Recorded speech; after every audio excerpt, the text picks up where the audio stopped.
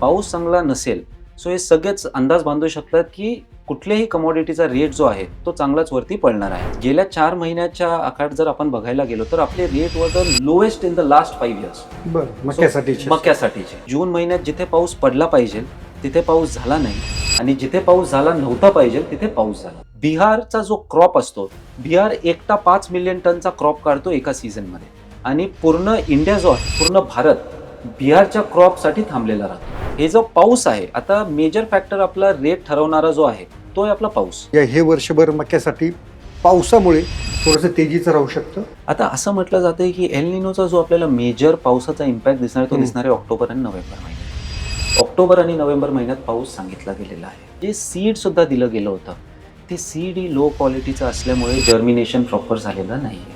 अशा वेळेस मग गव्हर्नमेंट सोयाबीन किंवा मका आहे त्याचा निर्णय घेऊ शकतं का? गव्हर्नमेंटनी पहिले सीझनच्या पहिले जेव्हा गव्हर्नमेंटला कळले की आपला स्टॉक कमी आहे तेव्हा गव्हर्नमेंटनी 4 लाख टनाची इम्पोर्टची परमिशन दिली. आता याचा अर्थ या साऱ्या जो एकदम तेजी दिसते आहे सोयाबीन मक्यामध्ये त्याचा पोल्ट्री इंडस्ट्रीवरती काय परिणाम होऊ शकतो? लेअर फार्मर हे चांगले पैसे कमवत आहेत का? जर पाऊस कमी झाला, मग हिवाळा जरी असला तरी जर आपल्याकडे क्रॉपच नसेल तर आपल्याला ते महागात घ्यायलाच लागणार. सोयाबीन मेजरली ग्रो होतीये आपल्या ॲनिमल फीड इंडस्ट्रीसाठी. 16 मिलियन टनवरनं ते 12 मिलियन टन म्हणजे 4 मिलियन टन क्रॉप जरी त्यांनी कमी घेतला तरी रेट स्ट्रॉंग राहिला या सीझनमध्ये. जर हे रेट असे जर चढे राहिले, रेट असे थोडेसे स्ट्रॉंग राहिले तर याचा अर्थ मग गव्हर्नमेंट उद्या निर्यात बंदी सारखा पण निर्णय घेऊ शकतं. हे सोयाबीनबाबत कोणत्या देशांमध्ये सोयाबीन होतं आणि तिथल्या उत्पादनाचा, तिथल्या प्रोडक्शनचा आपल्यावर काही परिणाम होऊ शकतो? तसं बघायला गेलं तर इंडिया मक्यासाठी त्यांना परमिशन देणार नाही. नमस्ते, मी योगेश कुटे. लेट्सअप विशेष या कार्यक्रमामध्ये तुम्हा सर्वांचं पुन्हा एकदा स्वागत. यंदा मका आणि सोयाबीन किती भाव खाणार, शेतकऱ्याच्या पदरामध्ये काय मिळणार, यंदाच्या मान्सूनचा परिणाम या दोन पिकांवरती काय झालेला आहे, पुढच्या टप्प्यामध्ये या दोन पिकांची परिस्थिती कशी राहील, या साऱ्याबाबत शेतकऱ्यांमध्ये मोठी उत्सुकता आहे. आणि हेच उत्सुकतेला काही उत्तरं देण्यासाठी माझ्यासोबत आहेत हर्षल पाटील. हर्षल पाटील यांची आपण गेल्या 4-5 महिन्यापूर्वी मुलाखत घेतलेली होती. त्याला भरपूर प्रतिसाद मिळाला आणि त्यांचा या दोन्ही पिकांचा चांगला अभ्यास आहे, सखोल अभ्यास आहे. त्यामुळं आपण हर्षल यांना बोलवलेलं आहे. हर्षल, तुमचं लेट्सअपवर खूप खूप स्वागत. यंदा मान्सून काय म्हणतो आणि यंदा मका आणि सोयाबीनचं पेरणीचं प्रमाण कसं देशभर तुम्हाला दिसतंय? नमस्कार काका, धन्यवाद मला बोलवल्याबद्दल. पहिल्यांदा जर आपण मक्याबद्दल बोलायला गेलो तर यंदा गेल्या 5 ते 6 महिन्यात जर बघायला गेलो तर खूपच उलटफेर झालेली आहे. आपला क्रॉप हा खूपच चांगला होता. जे आपण लास्ट मुलाखतीत बोललो होतो, ऑलमोस्ट 40 मिलियन टनच्या वरचा आपल्याकडे क्रॉप होता. आपल्याकडे आपण जेव्हा बोलतो तेव्हा संपूर्ण देशाचा तू संपूर्ण देशाचा 40 to 42 मिलियन टनचा पूर्ण देशाचा आपला हा क्रॉप होता लास्ट सीझनचा. सो त्या अनुषंगाने जर आपण बघायला गेलो असतो तर 42 मिलियन टनच्या क्रॉपच्या अगेन्स्ट आपली जी डिमांड होती ती होती लगभग 37 to 38 मिलियन टन्स. तर ऑलमोस्ट आपण 4 ते 5 मिलियन टनच्या एक्सेस क्रॉप वरती बसलो होतो. बरं. बट जसं आपल्या सगळ्यांनाच माहिती आहे एल निनो इफेक्ट जो आलेला आहे आता करंटली, सो त्या एल निनो इफेक्टमुळे मार्केटमध्ये खूपच तफावत झालेली आहे. तफावत म्हणण्यापेक्षा आपण हे म्हणू शकतो की प्रत्येक शेतकरी आणि ट्रेडर यांना कळून आलेलं आहे की ह्या सीझनमध्ये यंदा पाऊस चांगला नाहीये. पाऊस चांगला नसेल सो हे सगळेच अंदाज बांधू शकतात की कुठल्याही कमॉडिटीचा रेट जो आहे तो चांगलाच वरती पडणार आहे आणि तेच आपल्याला मका आणि सोयाबीन या दोन्ही पिकात आता बघायला भेटलेलं आहे. जर आपण ही चर्चा किंवा हे डिस्कशन 2 महिने आधी केलं असतं तर आपले जे कमेंट्स असते किंवा जे प्रेडिक्शन्स असते ते कम्प्लिटली ऑपोजिट राहिले असते जे आपण आज बोलणार आहोत. बरं. सो ते काय आहे ते आपण आज डिस्कस करू. बरं, ओके. तर मक्याबाबत काय तुझा अंदाज आहे? मग आता मग मका तुझ्या म्हणण्यानुसार 4 मिलियन टनांना आपण जास्त आहोत. तर मग त्याचं काय पुढे कसं विल्हेवाट लागली किंवा मग तो कोणत्या इंडस्ट्रीने घेतला, तो काही रिझर्व्ह कोट्यामध्ये ठेवलेला आहे की काय झालेलं आहे त्याचं? येस, जे आपण 4 मिलियन टनचा एक्सेस क्रॉप म्हणत होतो 2 महिन्याआधी तो आता ही सिस्टम मध्ये आहे. बट ट्रेडर्स आणि जे मोठे मोठे हत्ती लोक आहेत ज्यांच्या हातात तो माल आहे ते आता रिसेल करायला तयार नाही. त्यांनी होल्डिंग केलेलं आहे. तो एक कारण आहे. सेकंड कारण, जो रेट आता वाढतोय, जो आपण रेट वाढताना बघतोय, तो एक तर होल्डिंग आणि सेकंड जो आपला इंडियातनं एक्सपोर्ट झालेला. कारण गेल्या 4 महिन्याच्या आखात जर आपण बघायला गेलो तर आपले rate were the lowest in the last 5 years. मक्यासाठीचे तो रेट ऑलमोस्ट 17-18 रुपयावरती गेला होता आणि त्याच्यामुळे आपण एक्सपोर्टच्या पॅरिटीमध्ये आलेलो. त्या एक्सपोर्टच्या पॅरिटीत जेव्हा आपण आलेलो तेव्हा आपण असा अंदाज बांधत होतो की त्या सीझनमध्ये आपण 1 मिलियन ते 1.5 मिलियन टन पर्यंत एक्सपोर्ट करूयात. बट रेट खाली राहिल्यामुळे आणि इंटरनॅशनल मार्केटचे रेट्स वर राहिल्यामुळे साऊथ एशियन कंट्रीज जे आहेत त्यांची पूर्णची पूर्ण नजर इंडियावरती आली. बरं. कारण पहिले तर अमेरिका आणि लॅटिन अमेरिकन कंट्रीजचे भाव वर होते आणि shipping war, middle eastern war जे झालेलं त्याच्यामुळे तुमचे जे शिपिंग फ्रेट्स मध्ये जे तफावत झालेली, त्याच्यामुळे साऊथ एशियन कंट्रीजला लॅटिन अमेरिकन कंट्रीजचा माल महागात जात होता बरं. आणि डिलिव्हरीज जे जनरली 45 डेज मध्ये येत होते ते ऑलमोस्ट 55-60 डेजच्या वर चालले गेले. बरं. म्हणून इंडिया ह्यांच्यासाठी एकदम हॉट डेस्टिनेशन झाला टू इम्पोर्ट. बरं. आणि त्या इम्पोर्ट मध्ये ऑलमोस्ट 2 मिलियन टनच्या आसपास 1.8 to 2 मिलियन टनच्या आसपास आपला एक्सपोर्ट निघून गेला. बरं. ओके. तो साधारणपणे काय भावाने झाला एक्सपोर्ट? तो एक्सपोर्ट जर आपण बघायला गेलो तर सरासरी C&F प्राइस बघायला गेलो तर $240 पासून ते $255 रेंजमध्ये हा एक्सपोर्ट झालेला आहे सगळा. बरं. सो साधारणपणे पर टन किंवा पर क्विंटल काय भाव पडला आपल्याकडे? पर टन जर बघायला गेलो तर आपण म्हणू शकतो ₹20 पर केजी पासनं तो वरच्या वर ₹22.5 पर्यंत चालला गेलेला जो एक्सपोर्ट गेला. बरं. बट जसाही तो आकडा 22.5 क्रॉस केला तसं इंडिया जे आहे ते ग्लोबल मार्केटमध्ये मागे पडलं आणि आपला एक्सपोर्ट थांबून गेला. बरं. बट इकडे ब्रेक लागला म्हणून मार्केट थोडंसं स्टेबल होऊन गेलेलं in the month of May. But May मध्ये आपण सगळी अशी आशा लावून बसलेलो की बाबा जून महिन्यापासून मला पाऊस चांगला येईल, माझ्या हातात क्रॉप चांगला आहे म्हणून रेट काय जास्त वाढणार नाही. बट प्रॉब्लेम असा झाला की जून महिन्यात जिथे पाऊस पडला पाहिजे तिथे पाऊस झाला नाही आणि जिथे पाऊस झाला नव्हता पाहिजे तिथे पाऊस झाला. जसं की महाराष्ट्र, तमिळनाडू, MP किंवा आंध्र प्रदेश हे जर भाग आपण बघितलं की जून पहिल्या आठवड्यापर्यंत पाऊस चालू झाला पाहिजे पण तो काय चालू झाला नाही. आणि उलट ठिकाणी जिथे बिहार आणि कलकत्ता जिथे मेजरली मे एंड आणि जून मध्ये तिकडची हार्वेस्टिंग चालू होती नेमकं तिकडे त्या टायमाला पाऊस झाला. अच्छा. त्यापासून मका तिथे काढणीला आलेला असतो. तिथं नेमका जून पहिल्या आठवड्यात मे एंड मध्ये जून पहिल्या आठवड्यात जसे ते काढायला आले माल तेव्हा नेमका तिथं पाऊस झाला. बिहारचा जो क्रॉप असतो, बिहार एकटा 5 मिलियन टनचा क्रॉप काढतो एका सीझन मध्ये आणि पूर्ण इंडिया जो आहे, पूर्ण भारत बिहारच्या क्रॉपसाठी थांबलेला राहतो. किंवा बिहारचा जेव्हा क्रॉप येतो तेव्हा पूर्ण मार्केटमध्ये प्रेशर येतं आणि रेट्स ड्रॉप होतात. बट यंदा तिकडे पाऊस झाल्यामुळे तिकडचं हार्वेस्टिंग डिले झालं प्लस तुमचा जो काही मका जो काही शेतात होता तो थोडासा डॅमेज झाला. तो ओव्हरऑल इम्पॅक्ट 20% देऊन गेला. 15 to 20% क्रॉप आपला तिथे कमी झाला. म्हणजे 5 मिलियन टन जरी 20% जरी म्हटलं तरी आपण काढू शकतो तो खूप मोठा आकडा होतो. आणि मका ही कमॉडिटी सेंटिमेंट्सवर चालते त्याच्यामुळे हे जे सगळे सेंटिमेंट्स चेंज झाल्यामुळे मार्केटनी एकदम रफ्तार पकडली. तो एक कारण होता. आणि सेकंड आता असं झालं की आपण बघू शकतो की जुलै पहिल्या आठवड्यात खूपच चांगला पाऊस झाला आपल्या इथे. त्याच्यामुळे महाराष्ट्रात चांगला पाऊस झाला म्हणून सगळे शेतकरी आशा लावून बसलेले की चला आता पाऊस चांगला झालाय, पेरणी झाल्या. पण त्याच्यानंतर 7 ते 10 तारखेनंतर पाऊस परत चालला गेला. सो जे पिकाला पाणी हवं होतं ते भेटू शकलेलं नाही. आता आपण मुलाखत जी करतो मक्याचा भाव काय आहे आज जर बघायला गेलो आपण सरासरी महाराष्ट्रात जर बघायला गेलो तर स्पॉट वरती आपण बघायला गेलो तर 2350 पासून ते 2400 रुपयाचे भाव चाललेले आहेत. म्हणजे आता नवीन आवक काहीच नाहीये. जो काय माल आहे तो स्टॉकमध्ये. सो स्टॉकवाल्यांचा जे स्पॉटचे भाव काढतायत हे 2350 पासून 2400 रुपयापर्यंत महाराष्ट्रात काढतायत. बिहारमध्ये आपण जर बघायला गेलो तर 2150 ते 2200च्या रेंजमध्ये चाललेला आहे.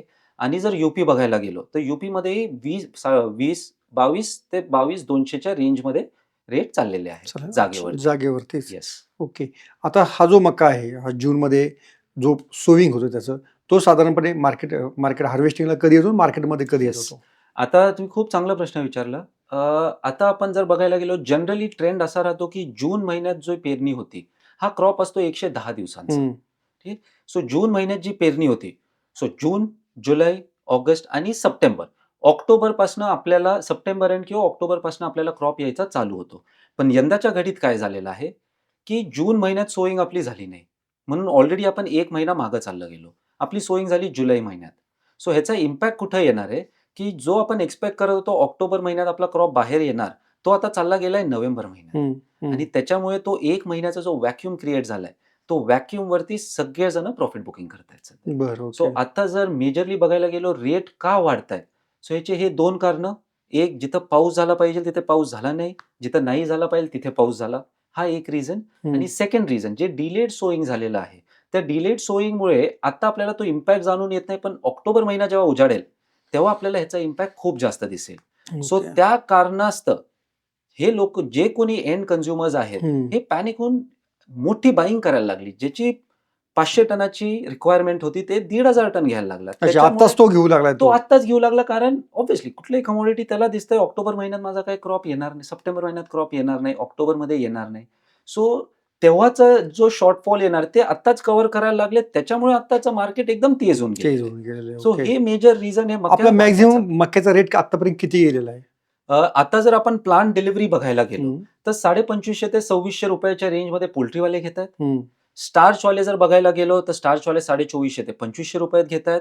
आणि इथेनॉलवाले जर बघायला गेलो, सो इथेनॉलचं डायनामिक्स थोडंसं चेंज झालेलं, बिकॉज गव्हर्नमेंटकडे राईसचा स्टॉक जास्त असल्यामुळे गव्हर्नमेंट राईसचा स्टॉक इथेनॉलवाल्यांना दिल्यामुळे इथेनॉलवाल्यांनी एवढा हात मारलेला नाही यावेळेस मक्यावरती. म्हणून तरी आता रेट जो आपल्याला 25-26 बघतोय तो त्याच्यामुळेच थांबलेला आहे. इथेनॉलवाला आता असं आहे का की तो घेत नाहीये? नाही, तो घेतोय, but he is not buying at full capacity. तो जर फुल कॅपॅसिटीमध्ये घ्यायला आला तर 30 रुपयाचाही रेट आपल्याला खूप दिवस लांब नाहीये की आपल्याला 30 रुपयाचाही रेट दिसेल. बट त्याच्यासाठी इथेनॉल जोरात बाईंग मध्ये आला पाहिजे. आणि सेकंड, हे जो पाऊस आहे, आता मेजर फॅक्टर आपला रेट ठरवणारा जो आहे तो आहे आपला पाऊस. जर पुढच्या 5 ते 6 दिवसात पाऊस चांगला झाला आणि तो जर ऑगस्टच्या पहिल्या आठवड्यापर्यंत राहिला, सो प्राइजेस या रेटवरती स्टेबल किंवा थोडंसं 500 ते 700 रुपये पर टन आपल्याला रेट घटताना दिसू शकतात. बट जर पाऊस झाला नाही, सो ह्याचा इम्पॅक्ट काय होईल की जे काही सोईंग आपल्या पहिल्या आठवड्यात झालेली आहे मक्याला घेऊन, तो क्रॉप तुमचा इम्पॅक्ट होईल. तुम्हाला दुबारा सोईंग करायला लागेल. दुबारा सोईंग जर झाली तर आपली ती सोईंग होईल परत ऑगस्ट महिन्यात. मग आपण 2 महिने मागे चाललो जाऊ. जो जून महिन्यात सोईंग झाली पाहिजे होती आणि ऑक्टोबर मध्ये माल आला पाहिजे होता. ओके, म्हणजे तो त्या ठिकाणी गॅप पडू शकतो, व्हॅक्यूम क्रिएट होऊ शकतो. आणि त्या महाराष्ट्रात असे कोणते जिल्हे की जिथे मक्याची सर्वाधिक लागवड होते? जर आपण आता पावसाळी क्रॉप बघितला तर पावसाळी क्रॉप मेजरली येतो आपला नाशिक जिल्ह्यात. नाशिक जिल्हा, औरंगाबाद जिल्हा, सिल्लोड जिल्हा, ह्या जिल्ह्यात आपला मोठा खरीफचा क्रॉप राहतो. आणि आता जर बघायला गेलो तर काही आपल्या खानदेशच्या भागात लागला जातो, जसं जळगाव झालं, अंमळनेर झालं, शिरपूर झालं, या ठिकाणी ती लागला जातो, but not at the ratio of जेवढं नाशिकमध्ये लागला जातो. सो आपण असं म्हणू शकतो की महाराष्ट्रात जर बघायला गेलो, नाशिक जिल्ह्यात ऑलमोस्ट आपण म्हणू 60 to 65% सोईंग आहे. 25 to 30% सोईंग आपलं जळगाव, पाचोरा, ह्या जो जिल्हा नाशिक हा सगळा बेल्ट आहे मोठा. नाशिक या सीझनसाठी, पावसाळी सीझनसाठी नाशिक बेल्ट. रब्बीसाठी कोणतं? आणि रब्बीसाठी आपला खानदेशचा बेल्ट, जळगाव, धुळे, पाचोरा, अंमळनेर, जामनेर, खामगाव, हे सगळे बेल्ट आपले रब्बीचे होते. बट आता सीन असं झालंय की लोकांना मक्यामध्ये रेट्स दिसलेले आहेत, म्हणून खूप सारे आता कमेंट करणं खूप अर्ली राहील की बाबा किती सोईंग झालेली आहे, काय प्रमाणात सोईंग झालेली आहे, कारण काय आतापर्यंत तेवढा पाऊस झालेला नाहीये. सो आपल्याला एक्झॅक्ट आकडा ऑगस्टच्या पहिल्या किंवा दुसऱ्या आठवड्यात कळून येईल की बाबा सोईंग किती झाली. आता ह्याच्यातही 2 फॅक्टर्स आहेत. माझी सोईंग जरी झाली आहे तरी मला त्या सोईंग मधनं यील्ड किती येणार आहे, तो महत्वाचा प्रश्न. सो तो आता स्पेक्युलेटिव्ह झालेला आहे. जे पहिले आपण स्पेक्युलेशन करायचो की माझा क्रॉप यील्ड कमी आहे का जास्त आहे, ह्याच्यावरती आपण फक्त एवढं व्हायचं की माझा पेरा किती आहे, पेरावरतून आपण स्पेक्युलेट करायचो.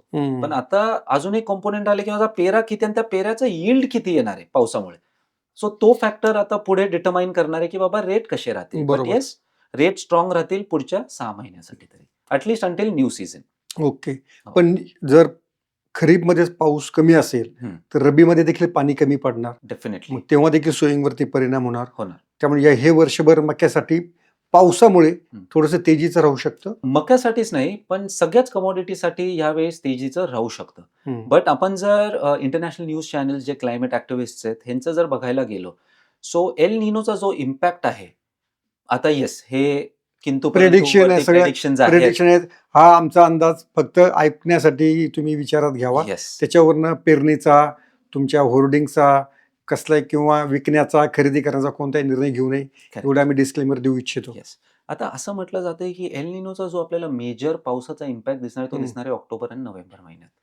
ऑक्टोबर आणि नोव्हेंबर महिन्यात पाऊस सांगितला गेलेला आहे, बट तो आता बोलणं थोडं अर्ली असेल. बट जे इंडिकेशन्स येत आहेत, तुमचा जून कम्प्लीट ड्राय होता, जुलैचं 15 ते 20 तारखेपर्यंत ड्राय, 20 ते ऑगस्ट फर्स्ट वीक पर्यंत चांगला पाऊस, ऑगस्ट नंतर परत थोडंसं मॉन्सून रिट्रीव्ह करणार आहे, सप्टेंबरमध्ये थोडासा पडेल. बट आपला पीक महाराष्ट्रात असं होणार आहे की जेव्हा पीक हार्वेस्ट येणार आहे तेव्हा परत पाऊस राहणार आहे. सो तो काय इम्पॅक्ट देऊन जाईल पाऊस त्या हार्वेस्टवरती ते आपल्याला ऑक्टोबर महिन्यातच कळू शकेल. आता हे सोयाबीनचं काय साधारणपणे, कारण सोयाबीन देखील महाराष्ट्राचा एक प्रमुख पीक झालेलं आहे, तर सोयाबीन बाबत काय तुला परिस्थिती काय सांगते आहे?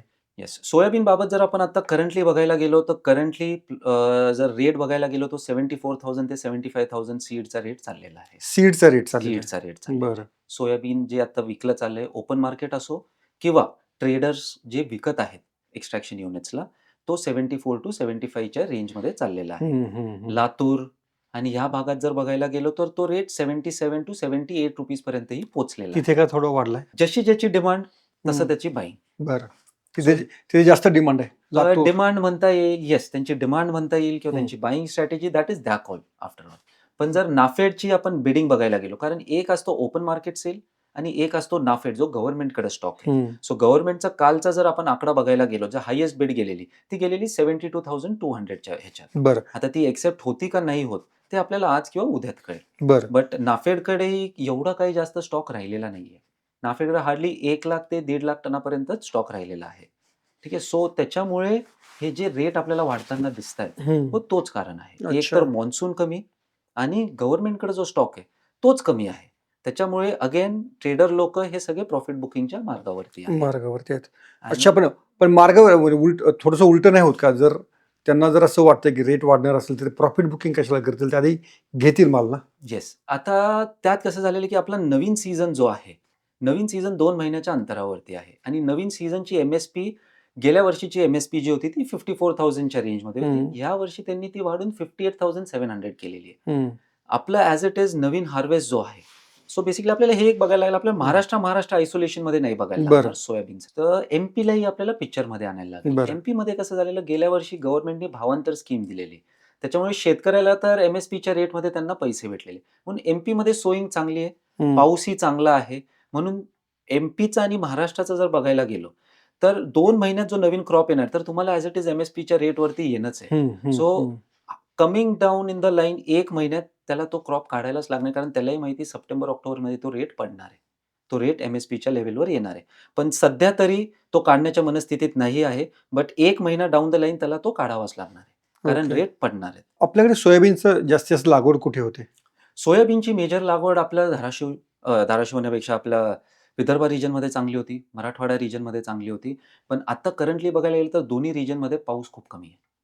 आता खूप ठिकाणींवरनं आपल्याला अशाही न्यूज येतात आमच्या ब्रोकर्सकडनं, ट्रेडर्सकडनं, की जे सीड सुद्धा दिलं गेलं होतं, ते सीड ही लो क्वालिटीचं असल्यामुळे जर्मिनेशन प्रॉपर झालेलं नाहीये. सो ते चांगलं झालं नाहीमुळे तुमच्या यील्डवरती केवढा इम्पॅक्ट येणार आहे, ते आपल्याला 1 महिन्याच्या डाऊन द लाईन कळणार आहे. चालणार आहे. अच्छा. सो सीड पण खूप ठिकाणी खराब गेल्यामुळे तुमच्या यील्डवरती फटका पडणार आहे. सेकंड, अगेन जसं मक्याला जे लागू झालं तेच सोयाबीनलाही लागू होणार आहे. तुमचा पहिल्या आठवड्यात चांगला पाऊस झाला म्हणून पेरणी झाली. हम्म. हम्म. बट हम्म. त्याच्यानंतर ऑलमोस्ट 10 दिवस पाऊस चालला गेलेला आहे. म्हणून सीड त्यात जर्मिनेशन प्रॉपर न झाल्यामुळे त्याच्यात फंगस तयार होऊन तो क्रॉपही फेल व्हायचे चान्सेस आहेत. सो अगेन तो क्रॉप जरी फेल झाला तरी मग पुढे आपल्याला रेट वाढतानाच दिसणार आहे. दिसणार. म्हणून आता कम्प्लीट फॅक्टर आपल्या मॉन्सूनवरती, की बाबा ओके. पाऊस कसा पडतो आणि तो पाऊस पुढच्या 5 ते 7 दिवसात झालाच पाहिजे. तो जर झाला नाही, so it will be a very worst situation for Indian entire agronomy. Okay. अशा वेळेस मग गव्हर्नमेंट सोयाबीन किंवा मका आयातीचा निर्णय घेऊ शकतं का? घ्यायलाच लागेल. असं आहे की आता निर्यात होत नाही का? आता इम्पोर्ट होतोय. आता आता जो रेट आयात होते आता. आयात होतोय, येस. आता हा जो रेट थांबलेला आहे किंवा हम्म. आता रेट 77 झालाय. बट हाच रेट 1 आठवड्याआधी आपण बघितला तर तो पडला होता 68,000-69,000 वरती. बरं. 70,000 वरती टच झालेला. तो का झालेला? कारण आपले जे एलडीसी कंट्रीज आहेत, एलडीसी म्हणजे लीस्ट डेव्हलपिंग कंट्रीज, ह्यांच्याकडनं इम्पोर्ट जो आहे सोया सीडचा तो आहे ड्युटी फ्री. 0% import duty. बरं, लाईक मोझांबिक वगैरे यांच्याकडे. येस, लाईक बेनिन झालं, बेनिन. टोगो झालं. त्यांच्याकडनं आपण सगळं येस. ड्युटी फ्री आपण ड्युटी आयात. फ्री आपण इम्पोर्ट करू शकतो. बट हेच आपण जीएम क्रॉप इम्पोर्ट करू, म्हणजे जेनेटिकली मॉडिफाईड क्रॉप जो लॅटिन अमेरिका, US, अर्जेंटिना ह्यांचे जे क्रॉप्स आहेत हे जीएम क्रॉप्स आहेत, ते आपण इम्पोर्ट करू शकत नाही. बट आफ्रिकामध्ये जो क्रॉप डेव्हलप होतो तो नॉन जीएमओ क्रॉप आहे, म्हणून आपण तो ड्युटी फ्री इम्पोर्ट करू शकतो. गव्हर्नमेंटनी सीझनच्या पहिले जेव्हा गव्हर्नमेंटला कळले की आपला स्टॉक कमी आहे, तेव्हा गव्हर्नमेंटनी 4 लाख टनाची इम्पोर्टची परमिशन दिली होती. बरं. बट ही परिस्थिती बघता गव्हर्नमेंटने ती परमिशन वाढवून ऑलमोस्ट 8 लाख ते 9 लाख टनापर्यंत घेऊन गेले. ओके. म्हणून आपल्याला जो 2022-23चा जो रेट होता, जे 100 रुपयावरती जो हा, touch 10,000 झालाय, रुपये Yes. 2022-23 ला. 22-23चा जो रेट होता तो हम्म. आपल्याला ह्या वर्षी दिसला असता जर आपण हे इम्पोर्ट केलं नसतं तर. बट इम्पोर्ट झाल्यामुळे तरी रेट थोडा आवाक्यात राहिला आणि प्रत्येक इंडस्ट्री शाबूत राहिलेली आहे. ओके. आता याचा अर्थ या साऱ्या जो एकदम तेजी दिसते आहे सोयाबीन मक्यामध्ये, याचा पोल्ट्री इंडस्ट्रीवरती काय परिणाम होऊ शकतो? खूपच चांगला खूप परिणाम झालेला आहे. कारण आफ्टर ऑल जर कुठल्याही प्रॉडक्टचं इनपुट कॉस्ट वाढला, तर जो तो आउटपुट कॉस्ट देतो तो वाढणारच आहे. सो ह्याचा इम्पॅक्ट येस डेफिनेटली फार्मर्सवरती झालेला आहे. कारण खूप सारे जे पोल्ट्री कंपन्या आहेत, कॅटल कंपन्या आहेत, ह्यांनाही जर यांचा सोयाबीनचा कॉस्टच वाढला, तर त्यांना त्यांच्या फीड कॉस्ट वाढवणं हे भाग आहे. आणि आपण जे इंडस्ट्रीत बघतोय, सो डेफिनेटली 8 ते 9% पर्यंत फीड कॉस्ट वाढलेले आहेत. अच्छा. येस. पण फीड कॉस्ट वाढल्यामुळे मग पुन्हा पोल्ट्रीचा जो रेट आहे अंड्यांचा वगैरे तो पण वाढू शकतो? करंटली जर आपण बघायला गेलो, अंड्याचा जो लिफ्टिंग रेट किंवा फार्म रेट आहे तो ₹7 वर चालला गेलेला आहे, which is a very good rate. हो. येस. ₹7 झालाय. हो. आपण अच्छा. मार्केटमध्ये ₹8 आज विकत घेत असू पुण्यासारख्या. येस, डिफरंट ब्रँड्स, डिफरंट थोडंफार रेट्स. हो, हो. बट ₹7 तुमचा लिफ्टिंग आहे फार्मवरनं. हा खूप छान रेट आहे आणि हा पूर्ण जुलै ₹7 वर महाराष्ट्रात रेट राहिलेला आहे. म्हणून येस, लेयर फार्मर ही चांगले पैसे कमवत आहेत. का? कारण तुमचा डिमांड सप्लाय गॅप झालेला आहे थोडाफार आणि तुमचा इनपुट कॉस्ट जरी वाढलाय, तरी जो एंड कन्झ्युमर आहे, जसे आपण आहोत, we are ready to pay more cost for our protein. So त्याच्यामुळे आत्तासाठी तरी इंडस्ट्री ओके आहे. बट जर तुमच्या अंड्याचा कॉस्ट आणि ब्रॉयलरचा कॉस्ट, जो की पडणारच आहे आता, कारण 29 तारखेपासून आपलं श्रावण चालू होतं आणि श्रावणमध्ये ॲज इट इज आपली डिमांड कमी होते. सो तेव्हा जर बघायला गेलो, आपलं ब्रॉयलरचंही कॉस्ट कमी होणार आहे, अंड्याचाही कॉस्ट कमी होणार आहे आणि तेव्हा इम्पॅक्ट बसणार आहे प्रत्येक फीड मिलरला आणि फार्मरला. अच्छा. येस. बरं. पण तोच जसा हिवाळा जसा येईल तसा हा रेट वाढू शकतो. तसा तो रेट वाढेल. बट अगेन जर पाऊस, अगेन मी तेच डिस्क्लेमर देतोय की पाऊस कसा होईल, पावसावरती मेजरली डिपेंडेंट आहे. जर पाऊस कमी झाला, मग हिवाळा जरी असला तरी जर आपल्याकडे क्रॉपच नसेल, तर आपल्याला ते महागात घ्यायलाच लागणार आहे. घ्यावे लागणार. आता याच्यामध्ये हे सगळं जर पाहिलं, पोल्ट्री सोडून आणखी कोणकोणत्या इंडस्ट्रीज ज्या आहेत ज्या मक्या आणि सोयाबीनला एकदम रॉ फीड म्हणून वापरतात, तर कोणकोणत्या इंडस्ट्रीवर परिणाम होऊ शकतो या सगळ्या रेट हाईकचा? सोयाबीन जर आपण बघायला गेलो तर सोयाबीन मेजरली ग्रो होतीये आपल्या ॲनिमल फीड इंडस्ट्रीसाठीच. जे DOC, डी ऑइल्ड केक ज्याला आपण म्हणतो, म्हणजे सोयावरती प्रक्रिया केल्यावरती, सोयाबीनवरती तुमचं जे 82% मील निघतं आणि उरलेलं 18% जे आहे, 17-18% तुमचं ऑइल निघतं. सो जी DOC आहे, DOC purely poultry industries consume करते फक्त. पोल्ट्री किंवा आपण म्हणू शकतो ॲनिमल फीड इंडस्ट्री. आणि तेल जे आहे ते आपल्या ह्युमनसाठी आपण कन्झ्युम करतो. सो ह्या दोघंच मेजरली इंडस्ट्रीज आहेत जिथं सोयाबीन मोस्टली कन्झ्युम होतं. आणि तिसरं आहे आपलं एक्सपोर्ट. या 3च इंडस्ट्री हे यूज करतात. बट मका जेव्हा आपण म्हणायला जातो, सो मका तुमची ॲनिमल फीड इंडस्ट्री यूज करते, स्टार्च इंडस्ट्री यूज करते. आता नवीन दावेदार जे मोठे आलेले ते आपली इथेनॉल इंडस्ट्री झालेली आहे आणि तिसरे आपली ह्युमन, जे आपण ह्युमन कन्झम्पशनला जातो. बस हे 4 ते 5 इंडस्ट्रीज आहेत जिथं मक्याचे दावेदार आहेत. ओके. सो पोल्ट्री इंडस्ट्री जर बघायला, मक्याला जर बघायला गेलो, तर पोल्ट्री इंडस्ट्री ऑलमोस्ट मोठा शेअर घेते त्यातला कन्झम्पशनसाठी. 2 नंबरवरती ऍक्च्युअल बघायला गेलो 3 वर्ष आधीपर्यंत स्टार्च इंडस्ट्री होती 2 नंबरवरती मक्याचा शेअर घेणारी. बट आता रिसेंटली आपण जर बघायला गेलो तर तो शेअर घेतलेला आहे इथेनॉल वाल्यांनी. इथेनॉल वाल्यांचा वर्षाच्या बिगिनिंगला, म्हणजे गेल्या वर्षी सप्टेंबर-ऑक्टोबर महिन्यात जर बघायला गेलो, तर असा अंदाज बांधला जात होता की इथेनॉल इंडस्ट्री 16 मिलियन टन पर्यंत मका कन्झ्युम करेल या वर्षी. बट गव्हर्नमेंटने राईस त्यांना अलोकेट केल्यामुळे तीच डिमांड डाऊन झालेली आहे 10 ते 12 मिलियन टनावरती. ओके. बट जर तुम्ही बघितलं 16 मिलियन टनवरनं ते 12 मिलियन टन, म्हणजे 4 मिलियन टन क्रॉप जरी त्यांनी कमी घेतला तरी रेट स्ट्रॉंग राहिला या सीझनमध्ये. Only because of this monsoon and El Nino factor. बरोबर. मॉन्सून फॅक्टर अँड सेकंड आपला जो एक्सपोर्ट चांगला बाहेर गेला भारतातनं, हे 2 फॅक्टर्समुळे रेट एकदम स्ट्रॉंग राहिले. जर हे रेट असे जर चढे राहिले, रेट असे थोडेसे स्ट्रॉंग राहिले, तर याचा अर्थ मग गव्हर्नमेंट उद्या निर्यात बंदी सारखा पण निर्णय घेऊ शकतं. एक्सपोर्ट बंदीवरती? एक्सपोर्ट बंदीवरती गव्हर्नमेंट एक्सपोर्टवरती बंदी आणणार नाही. कारण कसं आहे की जर डोमेस्टिक मार्केट तो रेट द्यायला तयार असेल, तर डोमेस्टिक प्लेअर एक्सपोर्ट करणार नाही. जर आपल्या इंडियामध्ये जर रेट कमी असेल, तेव्हा आपले लोक बाहेर बघतात की मी कुठे एक्सपोर्ट करून थोडे जास्त पैसे कमवू शकतो. आता जर आपण बघायला गेलो, पण आता हेच समजा सोयाबीन किंवा मका इतर कोणत्या देशात जर चांगलं पीक आलं, तर त्याचा काही इंटरनॅशनल मार्केटनुसार काही परिणाम होऊ शकतो का? इंडियामध्ये जर बघायला गेलो, आपण मक्याला जर स्पेसिफिक करायला गेलो, तर इंडिया फक्त परमिशन देते नॉन जीएम क्रॉपला. आणि नॉन जीएम क्रॉप आहे फक्त म्यानमार आणि युक्रेनकडे. आता बरं, म्यानमारला 0% इम्पोर्ट ड्युटी दिलेली आहे. बट म्यानमारचा स्वतःचाच कॉस्ट $290. आता कालच्या घडीत जर मी बघायला गेलो, तर भारतात साऊथ पोर्ट्सवरती, सदर्न पोर्ट्सवरती, टुटिकोरिन, विशाखापट्टणम या पोर्टवरती जर मी ऑफर मागितली म्यानमारकडनं, तर ती आहे $290, जी आपल्या डोमेस्टिक प्राइस ऑफरच्याही 3,000 वर आहे. अच्छा. सो इम्पोर्ट होणं थोडंसं कठीण वाटतंय. दुसरा देश आपल्याला जो एक्सपोर्ट करतो तो आहे युक्रेन. सो युक्रेनवरनंही गोष्टी खूप चांगल्या गेल्या आठवड्यात चालू झालेल्या. बट अगेन इंटरनॅशनल न्यूज सगळेच ऐकतात. लास्ट वीक परत तिकडे वॉर थोडंसं वाढल्यामुळे शिपिंग तिकडचेही बंद झालेले आहे. तिकडनंही ऑफर्स यायच्या कमी झालेल्या कमी आहेत. झालं. अच्छा. सो त्याच्यामुळे जो काही क्रॉप आहे तो आपल्या इंडियात. असं अच्छा. नाहीये की आपल्या इंडियात क्रॉप कमी आहे आत्ता. पुढच्या सीझनचं आपण पुढे बोलूयातच. But currently India is sitting with a very good stock. असं नाही की आपला क्रॉप संपलाय. हे फक्त सेंटिमेंटल व्हॅल्यूमुळे हे जे रेट्स वाढलेले आहेत ते त्याच्यामुळे वाढले. नाही तर आपल्याकडे क्रॉप खूप चांगले. आपल्या इथेनॉलची डिमांड कमी झाली. बरोबर. आपण ऑलरेडी 4 मिलियन टनच्या एक्सेस क्रॉपवरती बसलेलो. सो आपलं 20% क्रॉप डॅमेज जरी झाला बिहार, यूपीचा, still we are excess in 3 to 4 million tons. Okay. So असं नाही की आपल्या इथं शॉर्टेज आहे. हा, एकदम आपल्या इथं शॉर्टेज आहे. होर्डिंग करून प्रॉफिट बुकिंग केलेलं आहे. But again that is a business dynamics. ज्यांनी होल्ड केलं ही इज सेन्सिबल. आपल्याला म्हणता येईल की त्यांनी मार्केट बरोबर अंदाजलं, मापलं आणि त्या हिशोबाने त्यांनी स्टॉकिंग केलं. ओके. हे सोयाबीन बाबत कोणत्या देशांमध्ये सोयाबीन होतं आणि तिथल्या उत्पादनाचा, तिथल्या प्रोडक्शनचा आपल्यावर काय परिणाम होऊ शकतो? तसं बघायला गेलं India is a net importer for oil. बरं. म्हणून इंडियामध्ये एवढं आपल्याकडे इम्पॅक्ट येत नाही. कारण आपली जी DOC म्हणजे सीड पासनं जे आपण DOC म्हणजे ॲनिमल फीड इंडस्ट्रीला यूज करतो, त्याची डिमांड आहे क्लोज टू 7.5 to 8 मिलियन टनची. ती आपला क्रॉप सफाईज करून घेतो. बरं. सो त्याच्यामुळे आपण इम्पोर्ट जरी करायचं म्हटलं तरी आपण सीड इम्पोर्ट करू शकतो. DOC इम्पोर्ट करणं थोडंसं कठीण आहे. कारण तो कठीण आहे. नॉन जीएम आहे. बट येस, जर असं आवाक्याच्या बाहेर 90-100 रुपये पर केजीच्या वर जर DOCचा रेट गेला, तर गव्हर्नमेंट येस डेफिनेटली परमिशन देईल. कारण 2 महिन्या आधी जर आपण बघायला गेलो, जेव्हा सोयाबीन 80 रुपयावरती टच झालेलं, तेव्हा डेफिनेटली सगळे पोल्ट्री फेडरेशन झालं किंवा डिफरंट फेडरेशन गव्हर्नमेंटला अप्रोच केले होते. लेटर्स सगळे फिरत होते मार्केटमध्ये. बट अगेन त्याच्यानंतरच जो रेट परत 80 वरनं 70 वरती सीडचा ड्रॉप झाला, त्याच्या मागचे हे सगळे कारणं होते. कारण कारणं होते. इंडस्ट्री ऍक्टिव्ह झाली, इम्पोर्टचं वाढवलं, इम्पोर्ट आलं, त्याच्यानंतर डिमांड थोडी कमी झाली.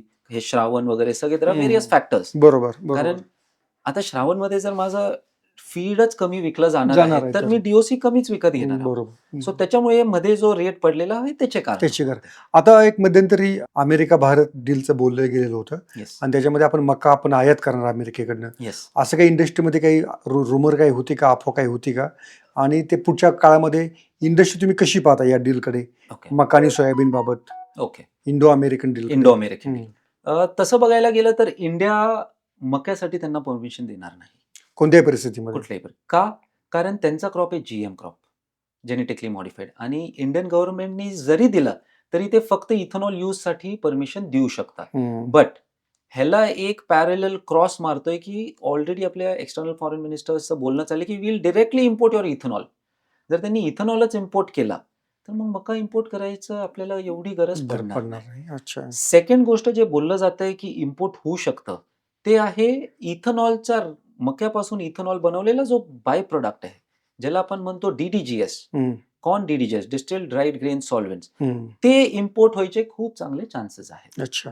ते दारूसाठी वापरलं जातं. इथेनॉल येस, दोन्हीसाठी म्हणू शकतो. डिस्टिलरी पण वापरतात आणि दारू फॅक्टर पण. म्हणजे इथेनॉलसाठी सेम युसेज आहे, दारू फॅक्टर पण जे बनवतात तो सेम आहे. त्या दोघांचा जो बाय प्रोडक्ट आहे तो DDGS आहे. DDGS आहे. आणि ते इम्पोर्ट करून देऊ शकतात का? कारण आता जसं आपण बघितलं 16 मिलियन टनचा इथेनॉलवाल्यांचा जो डिमांड होता, आता हा आमचं कॅल्क्युलेशन, लाईक ह्याच्या मागे आम्हाला जर विचारलं की प्रूफ द्या, आम्ही नाही देऊ शकणार.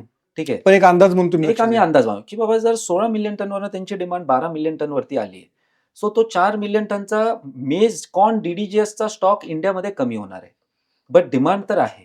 सो त्या घडीत आपण US कडनं कॉर्न DDGS इम्पोर्ट करू शकतो. आता करंटली कॉर्न DDGSची जी ऑफर, येस गव्हर्नमेंटनी परमिशन दिलेली नाहीये, पण आपण विचारत राहतो. चर्चा सुरू आहे, सुरू ऑन द राहते. टेबल आहे ते असं बोललं तर जातंय. आपण मुंद्रा पोर्ट वरती डिलिव्हरी जर घ्यायला गेलो किंवा मागितली त्यांच्याकडनं, तर ती येते आपल्याला क्लोज टू $270च्या रेंजमध्ये. आणि USचा जो DDGS येतो, इंडियन DDGS आणि US DDGS डिफरन्स काहीच नाही, DDGSच आहे. बरं. पण एक सगळ्यात मोठा फॅक्टर जो आहे, इंडियन DDGS मध्ये अॅफ्लाटॉक्सिन लेवल्स, म्हणजे जे टॉक्सिन लेवल्स आपण म्हणतो, दॅट ते खूप वरच्या साईडवरती आहेत. म्हणजे 100 ppvच्या वर चालले जातात काही वेळेस. अच्छा. पण तेच जर मी US वरनं इम्पोर्ट केलं, it doesn't go about 10 ppv. बरं. हे कशामुळे? मकामुळे फर्टिलायझर्स फर्टिलायझर जास्त वापरतो आपण. म्हणजे त्याच्यात टॉक्सिन झाले म्हणजे कुठल्याही पदार्थात आपण समजा कुठलं टॉक्सिन खाल्लं तर आपल्या शरीरात ते टॉक्सिन्स येतील. सेम वे माझा इनपुट जर टॉक्सिनचा झाला माझा आउटपुट पण टॉक्सिनचा येणार आहे. कारण इथेनॉलवाले जे इथेनॉल बनवतात ठीक आहे किंवा त्यांचा जो DDGS येतो त्यांच्यासाठी DDGS is not the main product, त्यांच्यासाठी इथेनॉल मेन प्रोडक्ट आहे. बरोबर. म्हणून आय डाऊट कुठला इथेनॉलवाला ॲफ्लाटॉक्सिन कंडिशन्स वरती कुठला मका विकत घेत असेल. घेती असतील काही नसतील घेत. म्हणजे आता जो आपला जो इथेनॉल आहे तो फक्त पेट्रोलमध्ये मिक्स करण्यासाठी वापरत असेल आपल्याकडचा. येस, तो काय डायरेक्ट दारूमध्ये किंवा इकडे तिकडे. इथेनॉल प्लांट्स वेगळे झाले आणि आपले जे दारू फॅक्टरी आहेत त्यांचे प्लांट्स वेगळे झाले. हे दोघं मर्ज नाही होऊ शकत. बरोबर. प्रोसेस जरी सेम आहे, process is only fermentation. Process जरी सेम आली तरी दोघांचा युसेजेस वेगळे वेगळे. ओके. त्यामुळे हर्षलच्या म्हणण्यानुसार यंदा एल निनोमुळे हे जे रेट आहे ते थोडे चढे राहू शकतील आणि जो आता खरीपचा त्याचा जो अंदाज आहे हा अंदाज देखील हा थोड्याशा चांगल्या भावांचा आहे आणि रब्बीमध्ये काय राहू शकेल याचा अंदाज आपण ऑक्टोबरमध्ये त्याच्याशी बोलून घेऊया. धन्यवाद हर्षल लेट्सअपची संवाद साधल्याबद्दल. थँक्यू. सोशल मीडियाच्या भाऊ गर्दीत विश्वासार्हतेने चकाकणारे नाव म्हणजे लेट्सअप मराठी. सगळ्यांना सगळ्या नागरिकांना ती स्पीच ती लेट्सअप वरील मुलाखती म्हणजे विचारांचा खजिना. त्यानंतरच्या निवडणुकीमध्ये मला सोडून गेले. बातम्या केवळ वस्तुस्थिती सांगणाऱ्या, न प्रोपगंडा, फक्त जनतेचा अजेंडा.